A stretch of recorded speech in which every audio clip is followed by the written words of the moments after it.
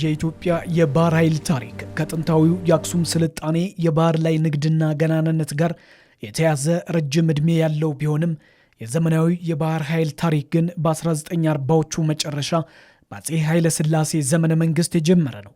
የቀዳማዊ ኃይለ ሥላሴ የባህር ኃይል የሚል ይፋዊ ስም ተሰጥቶትም ቋሚ የጦር ሰፈሩን በምጽዋ ወደብ ላይ ማቋቋመ።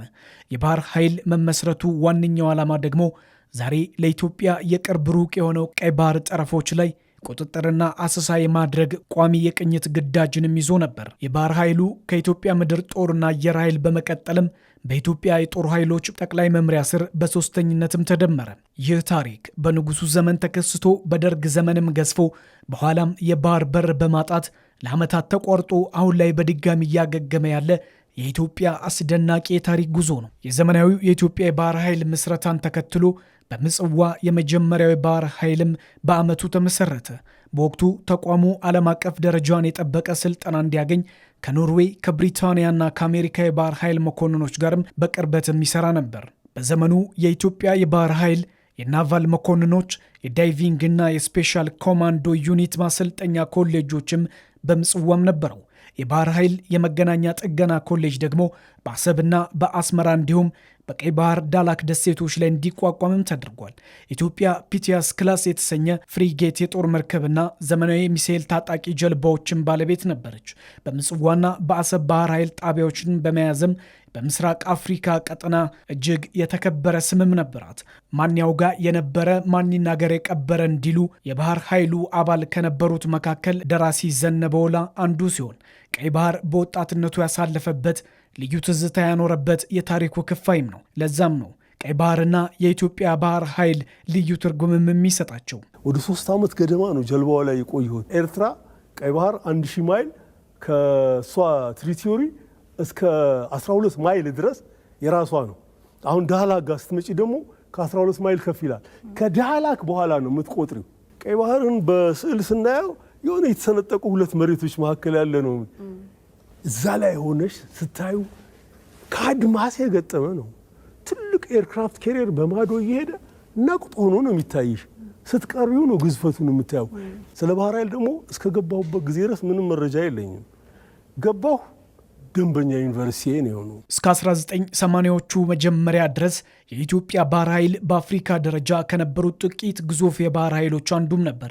አሁን ኢትዮጵያ ከሰፊው ቀይ ባህር ላይ በሴራ የተገለለች ብትሆንም ረጅሙን የቀይ ባህር ጠረፍን በመጠበቅ ስኬታማ ስራን የሚፈጽም አቅም ያደራጀ የባህር ኃይል መሆኑም የተመሰከረለትም ነበር። ከስርዓቱ ተለውጦ ባህር ኃይልም ታሪክ ከሆነ በኋላ ሳስበው ለእኔ ታምር ነው። አሁን የማስታውሰው ስሞል ኔቪ በት ኢፌክቲቭ ብለው ቢቢሲዎች ዘግበውበት ነበር። ኔቪው ላይ ያኔ አግነዋል ነው ያልኩት ውስጥ ሆኜ ሳየው። አሁን ወጥቼ ሳየው ያንን የሚያክል የባህር ክልል በነዛ ውስን ጀልባዎች መጠበቅ መቻል ተአምር አይደለም? ለእኔ ተአምር ነው። ኢስት አፍሪካ ላይ ተጠቃሽ የሆነ ባህር ኃይል ነበረ። በቀዝቃዛው ጦርነት ወቅት በአፍሪካ የነበረው ፉክክርም በሶቪየት ህብረትና በምዕራባውያን ድጋፍ ላይ የተመሰረተ በመሆኑም ኢትዮጵያ በወቅቱ የነበሩትን ግዙፍ የጦር መርከቦችም ልታገኝም ችላ ነበር።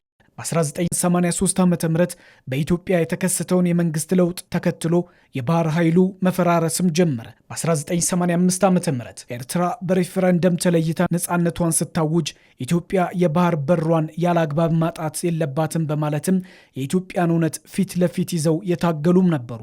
ነገር ግን ሰሚ አልነበራቸውም። የተከበሩ ፕሬዚደንት፣ ይህ ጉባኤ የሽግግር መንግስቱን ለመመስረት የተዋቀረ ብቻ መሆኑንና በኢትዮጵያ ሕዝብ ስም ምንም ጉዳይ ሊወስን፣ ሊያግድ ወይም ሊሰርዝ አይችልም። የወቅቱ መሪዎች መብት ሳይኖራቸው የኢትዮጵያን ታሪካዊና ተፈጥሯዊ መብት በመንፈግና አሳልፎ መስጠት ግን አልከበዳቸውም።